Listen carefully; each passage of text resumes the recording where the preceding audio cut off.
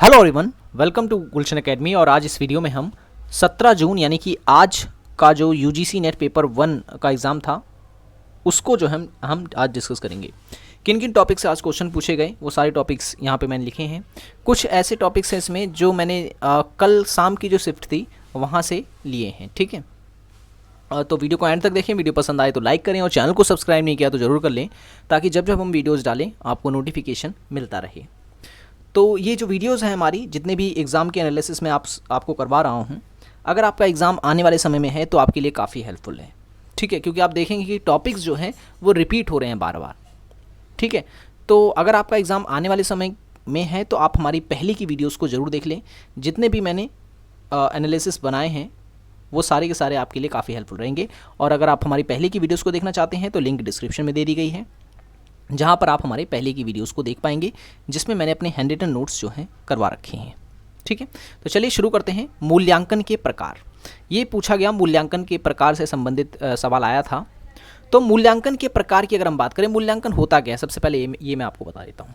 मूल्यांकन का मतलब ये होता है कि जैसे कि मान लो एक अध्यापक है, उसने कक्षा में पढ़ाया बच्चों को, तो अब बच्चों ने उस अध्यापक से क्या सीखा क्या नहीं सीखा, इस चीज़ को जानने के लिए जब अध्यापक के द्वारा जो है प्रयास किया जाता है तो उसे हम कहते हैं मूल्यांकन करना, ठीक है। मूल्यांकन करना। अब ये मूल्यांकन जो है वो कई प्रकार के होते हैं। सबसे पहला होता है रचनात्मक मूल्यांकन, ठीक है। रचनात्मक मूल्यांकन, इस मूल्यांकन के अंतर्गत ये होता है कि जो अध्यापक है वो जब कक्षा में पढ़ा रहा है तो पढ़ाने के दौरान ही जब कक्षा में बच्चों से वो सवाल पूछता है तो इस प्रकार का मूल्यांकन कहलाता है रचनात्मक मूल्यांकन, ठीक है। जैसे कि अध्यापक पढ़ा रहा है और बीच में किसी बच्चे से वो सवाल पूछ लेता है, जिससे अध्यापक को ये पता चलता है कि जो बच्चे हैं वो रुचि ले रहे हैं शिक्षा में या नहीं ले रहे हैं, ठीक है ना। तो इस प्रकार का मूल्यांकन कहलाता है रचनात्मक मूल्यांकन। एक होता है संकलनात्मक, ठीक है। संकलनात्मक मूल्यांकन ये ग्रेडिंग सिस्टम वाला होता है, जिसके अंतर्गत जो है व्यक्ति के संपूर्ण गुणों का जो है मूल्यांकन किया जाता है इसमें, ठीक है। ग्रेडिंग सिस्टम इसी के अंतर्गत आता है। एक और है मूल्यांकन मानक संदर्भित, मानक संदर्भित मूल्यांकन। इसमें क्या होता है, इसमें ये होता है कि एक मानक तय कर दिया जाता है। जैसे मान लो कक्षा में परीक्षा है, उसमें ये बता देंगे 100 में से 33 नंबर जो लेके आएगा वही बच्चा पास होगा और जो इससे कम लेके आता है वो फेल पाना चाहेगा, ठीक है। तो जो 33 लाता है वो बच्चे सफल हो जाते हैं और जो 33 से कम लाते हैं वो असफल हो जाते हैं। तो इस प्रकार के मूल्यांकन में जो है एक मानक तय कर दिया जाता है, ठीक है। इसीलिए इसे कहते हैं मानक संदर्भित मूल्यांकन, ठीक है। तो ये 3 प्रकार के मूल्यांकन आपको याद रखने हैं, एग्जाम में यहाँ से क्वेश्चंस पूछे जाते हैं। अगला है शिक्षण के स्तर। शिक्षण के स्तर से सवाल जो है पहले नहीं पूछा गया, अब इस बार जो है यहाँ से अब सवाल पूछे जा रहे हैं, तो आपको जो है इसको बारीकी से समझ लेना है, ठीक है। क्योंकि आने वाले समय पे यहाँ से सवाल अब बनेंगे। तो शिक्षण के स्तर की हम बात करें तो शिक्षण के 3 स्तर बताए गए हैं।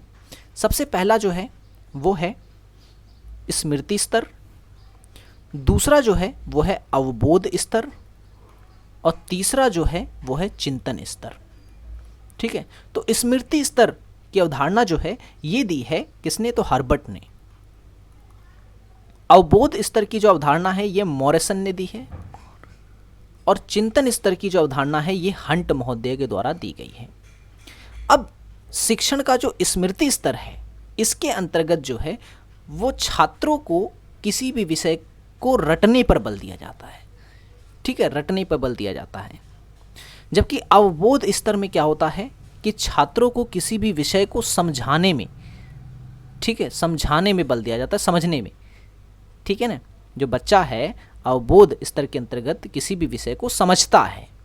और हंट के द्वारा जो दिया गया है चिंतन स्तर, इसके अंतर्गत क्या होता है कि जो बच्चा होता है वो किसी विषय के बारे में चिंतन करता है, ठीक है, चिंतन करता है।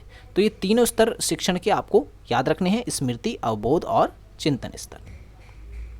जीमेल से क्वेश्चन पूछा गया, ठीक है। जीमेल से पहले भी देखिए क्वेश्चन पूछा गया था, तो जीमेल के बारे में भी कुछ फैक्ट्स आपको यहाँ पर याद रखने हैं। जैसे कि जीमेल जो है इसका फाउंडर कौन है, ऑनर कौन है, तो गूगल है, ठीक है। इसका ऑनर जो है वो है गूगल। फाउंडर अगर आपसे पूछे फाउंडर कौन है इसके, तो याद रखना है आपको पॉल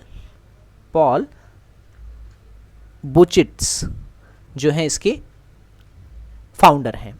ठीक है, इसको कब लॉन्च किया गया? तो 1 अप्रैल 2004 को। और ये जो जीमेल है वो 105 भाषाओं में उपलब्ध है, यानी आप चाहें तो 105 भाषाओं का इस्तेमाल इसमें कर सकते हैं। ठीक है, ओके, मैं मिटा देता हूँ। आप चाहें स्क्रीनशॉट लेना चाहें तो ले सकते हैं। देखिए, वीडियो पसंद आ रही हो तो लाइक ज़रूर कर देना, चैनल को सब्सक्राइब नहीं किया तो ज़रूर कर लेना, और पहले की अगर आपने हमारी एनालिसिस वाली वीडियोस को नहीं देखा है तो आप उसे ज़रूर देखें, काफ़ी हेल्पफुल होगा आपके आने वाले एग्जाम में। और देखिए, समय और कार्य पे सवाल पूछे जा रहे हैं। ठीक है, परसेंटेज पे पूछे गए थे, अब जो है क्वेश्चंस पूछे जा रहे हैं समय और कार्य, यानी कि टाइम एंड वर्क और टाइम एंड स्पीड से। तो समय और कार्य से किस तरह का क्वेश्चन है ये तो मुझे नहीं पता है, लेकिन किस तरह से पूछा जाता है वो मैं आपको बता देता हूँ। जैसे कि एक एग्जांपल देके बता देता हूँ, जैसे कि 18 व्यक्ति हैं, 18 मैन जो हैं वो किसी काम को 12 दिन में कर सकते हैं, 12 डेज में कर सकते हैं। तो हमें बताना ये है कि 4 मैन उस काम को कितने दिन में करेंगे।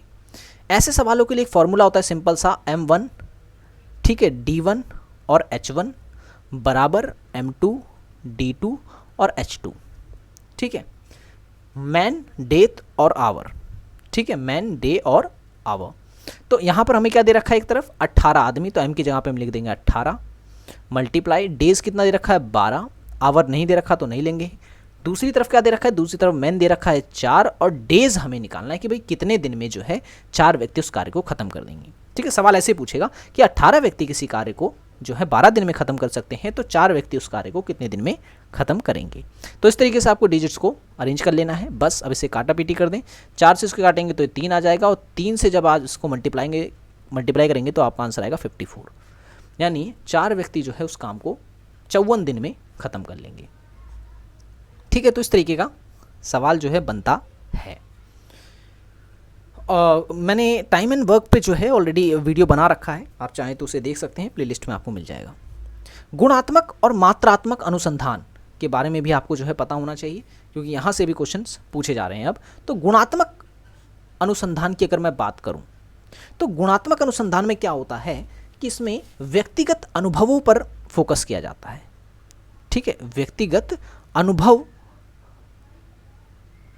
पर फोकस किया जाता है, जबकि मात्रात्मक अनुसंधान जो होता है इसमें आंकड़ों पर फोकस किया जाता है। ठीक है, गुणात्मक अनुसंधान की एक और विशेषता यह है कि ये आगमनात्मक पद्धति पर आधारित होता है, जबकि जो मात्रात्मक अनुसंधान होता है वो निगमनात्मक पद्धति पर आधारित होता है।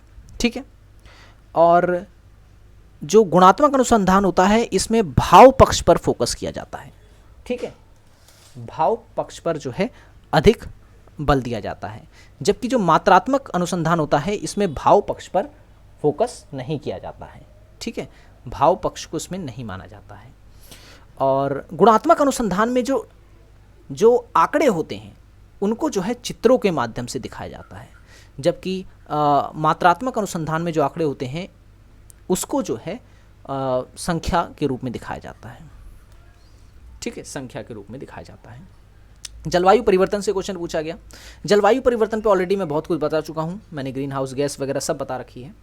तो मैं आपको बता देता हूँ कुछ ऐसे सम्मेलन जो कि पर्यावरण से जुड़े हुए थे। ठीक है, जैसे कि सबसे पहला पर्यावरण से जुड़ा हुआ जो सम्मेलन था वो सन 1972 में हुआ था। कहाँ पर? तो स्टॉकहोम में हुआ था। ठीक है, स्वीडन की राजधानी है स्टॉकहोम, यहाँ पर जो है ये पहला सम्मेलन हुआ था। उसके बाद 1992 में एक सम्मेलन हुआ था जिसे रियो डी जेनेरियो सम्मेलन कहते हैं। रियो डी जेनेरियो सम्मेलन कहते हैं, ब्राज़ील का शहर है रियो डी जेनेरियो, यहाँ पर विश्व का सबसे बड़ा पर्यावरण सम्मेलन आयोजित किया गया था। और स्टॉकहोम सम्मेलन जो है जो 1972 में हुआ था, इसी सम्मेलन में सबसे पहले जो है पर्यावरण दिवस मनाया गया था। पर्यावरण दिवस, तब से लेकर आज तक जो है हमारे भारत में पर्यावरण दिवस मनाया जाता है। आपके लिए क्वेश्चन ये है, आप मुझे कमेंट बॉक्स में बताएंगे कि पर्यावरण दिवस कब मनाया जाता है। ठीक है, अभी हाल ही में मनाया गया, आप मुझे बताएंगे कब मनाया जाता है। ठीक है, ओके, इतना कर लिया आपने। और उसके बाद आपको COP 16 के बारे में पता रखना है याद। ठीक है, COP 16 से क्वेश्चन पूछा गया था। तो COP 16 सन 2010 में हुआ था। ठीक है, और इसी में जो है GCF की बात की गई थी, यानी ग्रीन क्लाइमेट फंड की बात की गई थी। और यह तय किया गया था कि जो टेम्परेचर है पृथ्वी का वो 2 डिग्री सेल्सियस से 1.5 डिग्री सेल्सियस तक लाने का लक्ष्य इसमें तय किया गया था। ठीक है, और COP 1 कहाँ हुआ था? COP 1 हुआ था बर्लिन में, ये आपको याद रखना है, जर्मन के बर्लिन में। ठीक है, मैं मिटा देता हूँ इसे एक बार फिर से, स्क्रीनशॉट लेना चाहे ले सकते हैं।